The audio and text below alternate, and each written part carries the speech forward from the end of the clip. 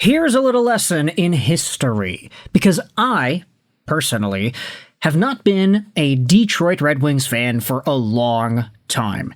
In fact, I was born in the year 2000. Some of y'all know that. Most of y'all do. I'd say a lot of y'all don't. But the Red Wings are my third favorite team, and they have been for quite a number of years now.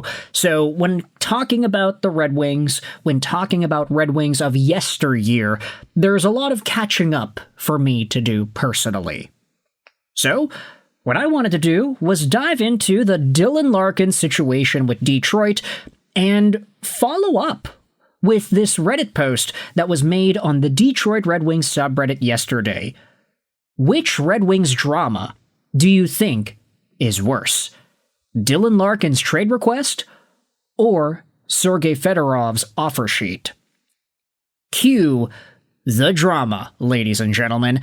Dylan Larkin is your current Red Wings captain, and at the time of recording this audio, he still remains a Red Wing. In fact, I'd say he'll probably remain a Red Wing for quite some time. He's signed on till 2030 after all.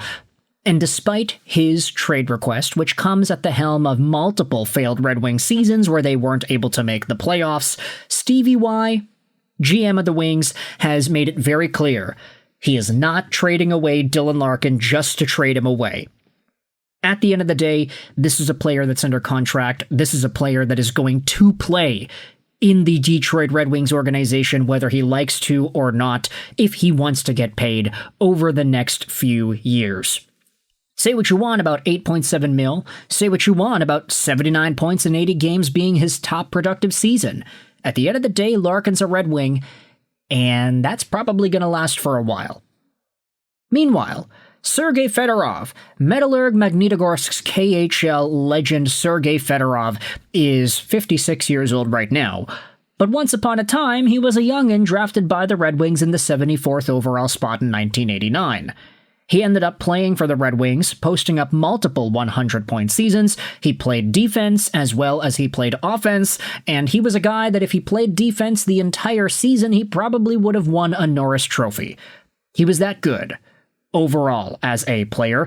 One-time Ted Lindsay, one-time Hart, three-time Stanley Cup champion, and two-time Selke winner Sergei Fedorov, with his Nike white skates and all, was a total monster. Now, with all this talk about offer sheets and the Leo Carlsons of it all, let's take a look at one of the biggest offer sheets that we had ever seen in the National Hockey League. In 1998, the Hurricanes offer-sheeted Sergei Fedorov to a 6-year, $38 million contract that included a $12 million bonus for reaching the conference finals, on top of a $14 million signing bonus. Similar to what the Hurricanes did with Aho 7 years ago, the offer was intentionally front-loaded in a way that would have mattered much more to the Red Wings, but not so much to the Carolina Hurricanes. Detroit matched, and Fedorov was paid $28 million in his first year as the Red Wings went on to win their second consecutive cup just a few months later. Now, if I recall correctly, was this not the highest amount of money any player had ever made in one season's worth of play ever? Sergei Fedorov? 6 years, 38 mil, so do the math on that. 38 divided by 6. 6 million AAV, technically. But the bonuses added up to allow this guy to make 28 million in total in that first year. Something is ticking in my brain that says that that was the most amount of money anybody ever made in one season ever. But if there's a correction out there, then hey, feel free to let me know in the comments. Sergei Fedorov was a legend, but Sergei Fedorov definitely gave the Red Wings some problems back when this went down. So the question is, which drama was worse? Smack in Isaiah goes out there and says, I'm curious to what the Red Wings community thinks of the Larkin trade request versus the Fedorov offer sheet back in the 90s. I know Fedorov's actions weren't forgiven for a long time, especially with the Illiches in the organization.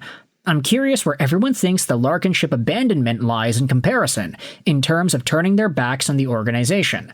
Is it as bad, worse, or not as bad? Top reply says, at least Fedorov had the decency to win a couple of cups with the team first. And he was an infinitely better player than Larkin. Trash captain. Been saying it for years. Sergei Fedorov had won the Hart and the Selke in the same year, an unmatched achievement, and he helped the Red Wings win a cup. Larkin has been the best player on a bad team for like 3 out of 5 years or something. Yeah, Larkin has been surpassed as best and most important player by Mo Seider, and there is no going back. Mo is also the most reliable. He was a big fish in a small pond, a very good but not great player here during some ugly years. Bingo, and I also think DeBrincat was better this past year. Another reply says that Larkin was worse by 10 times. Fedorov signed the offer sheet, which was a fair offer for his skills, which he deserved to be paid for, and he didn't know that we could match when we rightly did. Gotta see what the return is first. Larkin's trade request could still end up benefiting the Red Wings if they get anything decent back and lose some of the loser stink they had gained recently. Fedorov only cost the Red Wings some Little Caesars pizza money. When he left later for nothing, it hurt, but we had the Euro twins on the come-up, and he was on the decline, so it didn't set the Red Wings back much. It's not even comparable, in my opinion. Larkin has brought this city nothing, and is quitting. Sergei brought cups and consistently had insane seasons. Fedorov was a lot of things, but not consistently good.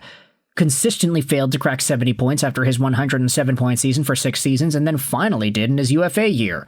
I am pro-Fedorov and anti-Larkin, but facts is facts. But then another reply says that was pretty consistent with the entire league, and scoring dropping 30% during that period. I think that's a pretty fair caveat to all of that as well. Sergei Fedorov, 107 points, but then the next few years you can see 63 points, 17, 60, 60, 60, and then 83 in 2002-2003. Gotta blame the Devils for their system, man. They changed the entire league up on its head. The Larkin trade request was worse. At least the team was still good when Fedorov was offer sheeted. Larkin, and it's not even close. I thought I knew what betrayal was with Fedorov, but Larkin actively bailing mid-contract is so much worse. He committed to the Red Wings and then said, actually, screw you guys. I'm out. Our captain, ladies and gentlemen. Fedorov was an RFA who was legitimately being lowballed by the Red Wings after several incredible seasons, which included a cup victory. Larkin is a decent player who went on spring break to Italy and had such a good time with his friends that he decided that contracts he had signed should not apply anymore. And then, finally, there's another reply I wanted to read. I thought that Fedorov leaving for Anaheim hurt more than the offer sheet situation just because we had just been swept by them in the playoffs. I was very sour about that. But as others have already stated, Fedorov already accomplished winning a cup with Detroit. Maybe time has helped with that, though. Larkin is not even a quarter the talent Fedorov was. I think the Larkin situation is worse because he is the captain of our original 6 franchise and he totally disgraced his role as the captain by being a quitter. Also, his implied desire to be coasted to a cup by his Olympic buddies is just pathetic. Yeah. Quitter, eh? These American dudes, I think a lot of them in their cities are starting to be named similar things. Just an FYI, I think Vancouver fans were the first ones to call their American guys quitters. From JT Quitter to Quit Hughes, that was a Vancouver thing. But now you could say it applies to Brady Tkachuk, it applies to Dylan Larkin, it applies to maybe, I don't know, Carter Hellebuck? Who really knows? Stu Skinner's in the mix now, right? So maybe things change around over there. But with all that said, I want you to let me know your thoughts in the comment section. How do you feel about the Sergei Fedorov, Dylan Larkin situation? Which drama was more impactful in your opinion? I want to try and make a thumbnail that's got the Zendaya Robert Pattinson thing going on. Let's see. I want to try to do it. I don't know if I can, but we'll try. Let me know your thoughts in the comment section below about this Larkin Fedorov thing. I hope you enjoyed this video. And bye.